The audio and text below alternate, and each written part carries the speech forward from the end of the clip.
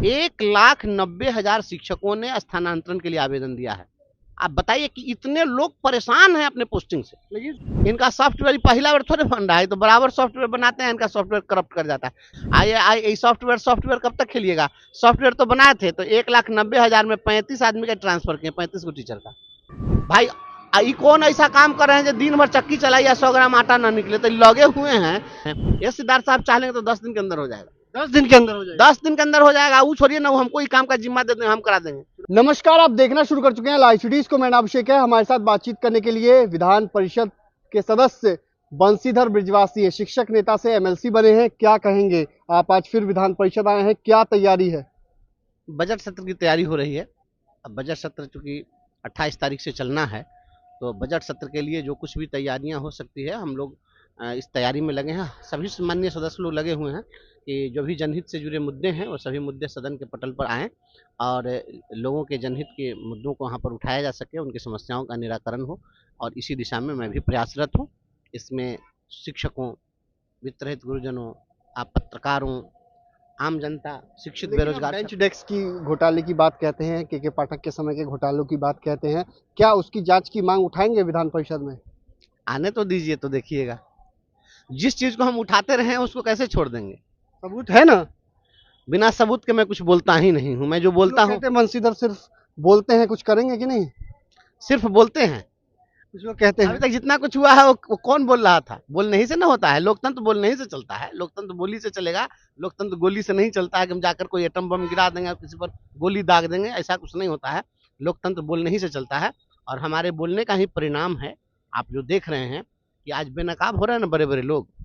आपने देखा बेतिया के डीओ साहब की स्थिति क्या हुई, सो आप देखिए। बोलने ही का परिणाम है कि शिक्षकों को प्रतिदिन यहाँ से बजाबता वीडियो कॉलिंग किया जा रहा था। वीडियो कॉलिंग बंद हो गई ना। आपने देखा सारे डीओ का पावर सीज हो गया ना। ये लोग जो कर रहे थे लूटपाट, वो पावर सीज कर दिया गया ना। कौन बोला? तो हम लगातार इन चीज़ों को उठाते रहे हैं और उठा रहे हैं। लेकिन डीओ के खिलाफ सबूत है ना? और डीओ साहब तो देखे, हमारे मुजफ्फरपुर के डीओ साहब कितना अच्छा सबूत तो अपने दे दिए हैं। अब डीओ साहब का तो सबूत दे दिए हैं। आप देखे ना, खुद उन्होंने पत्र में लिखा है कि एक पत्र उनका बहुत वायरल हो रहा है। आप भी बहुत न्यूज़ चलाए हैं।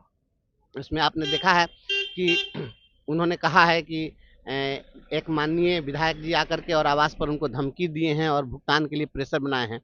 और उनके द्वारा ये कहा गया है पत्र में कि बिना वर्क ऑर्डर के काम हुआ है।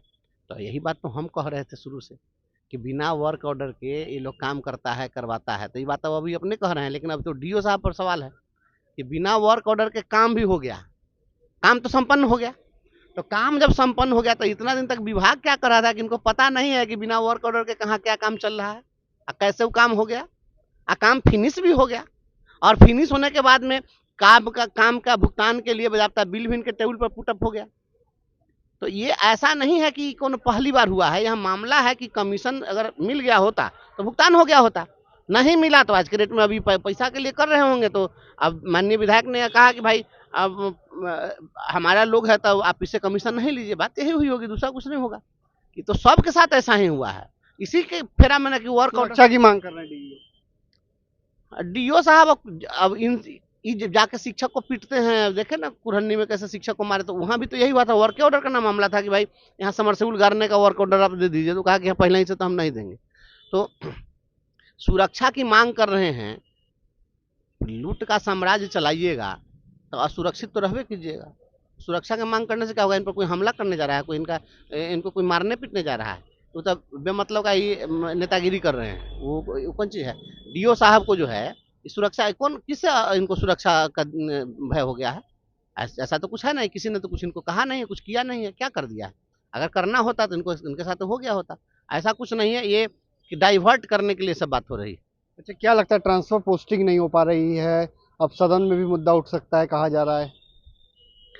सदन में उठ सकता नहीं, तो सभी माननीय सदस्य लोग की प्राथमिकता में है। जितने भी हमारे शिक्षक कंस्टिट्यूएंसी से और ग्रेजुएट कंस्टिट्यूएंसी से हैं, उन लोगों की तो फर्स्ट प्रायोरिटी ट्रांसफर है, सेवा निरंतरता है नहीं, और प्रमोशन है। ये तो लगभग सभी माननीय लोग उठाएंगे इस चीज को। तो प्रमुखता से बात उठेगी ही, उठना ही है, लाजमी है। लड़ाई ये सब सभी लोग लगे हुए हैं। और देखिए, शिक्षकों की समस्या का समाधान नहीं हो रहा है, तो आखिर इसके तो एक बजट सत्र एक लंबा सत्र होता है जिसमें बात मुकम्मल हो पाती है, तो निश्चित रूप से इसमें बात उठेगी, मजबूती के साथ बात उठेगी।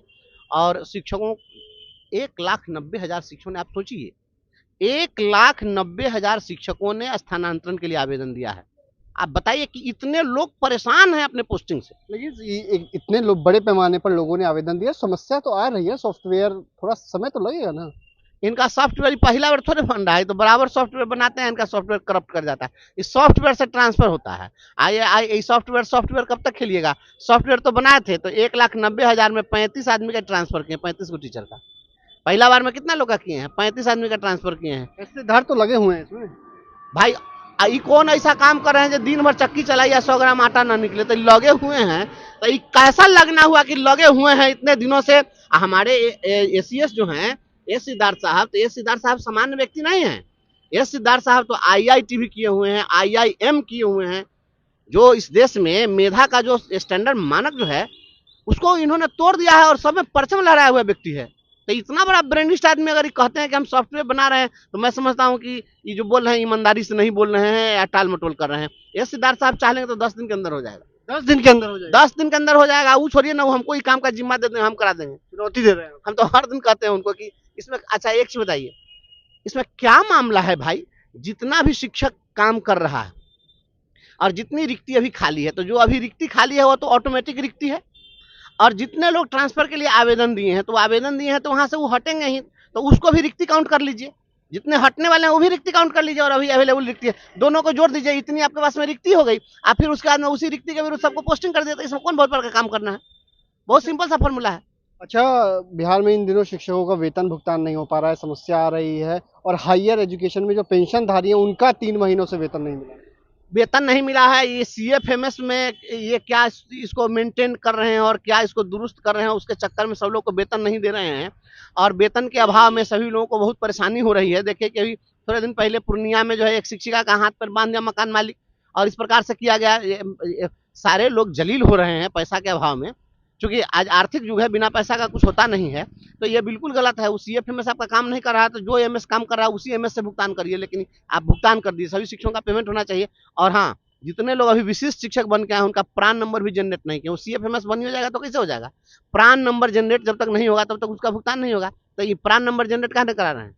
प्रान नंबर जनरेट कराने के लिए SCS साहब से मैं मांग करता हूँ कि तुरंत संज्ञान लीजिए, और संज्ञान लेके सभी का प्रान नंबर खुलवाइए तुरंत। इसमें कोई बहुत लफड़ा नहीं है। आनंद फानंद में टास्क दीजिए। आज 2 दिन में 48 घंटा में सबका प्रान नंबर नहीं खोलता, उसको सस्पेंड कीजिए। उस पर कार्रवाई कर दीजिए, सबका प्रान नंबर खुल जाएगा। प्रान नंबर खोल करके उसका भुगतान करिए। जैसे भी वो शिक्षकों का भुगतान होना चाहिए, सभी कर्मचारियों का भुगतान होना चाहिए। पैसा नहीं मिलेगा तो अभाव में इंसान का स्वभाव बदल जाता है। जिसको पैसा नहीं रहेगा ना, तो अभावग्रस्त व्यक्ति जो है, उस व्यक्ति से कभी आप चाहेंगे कि स्वाभाविक काम करा ले, प्राकृतिक रूप से नेचुरली वो बेहतर अपना कंट्रीब्यूट कर दे, वो नहीं कर सकता। तो आपने सुना कि क्या कुछ कहा है। MLC हैं बंशीधर बृजवासी, पटना पहुंचे और सबूत बता रहे हैं। सबूत भी हाथ लग गया है, और अब DEO बचेंगे नहीं। विधान परिषद में भी मुद्दा उठेगा, और सबूत के साथ है बंशीधर बृजवासी। शिक्षकों का वेतन भुगतान होना चाहिए, जल्द से जल्द करे, किसी भी माध्यम से शिक्षकों का भुगतान होना चाहिए। S सिद्धार्थ से मांग की है, और S सिद्धार्थ को चुनौती भी दे डाली है। तो मैं रियल ICTs के साथ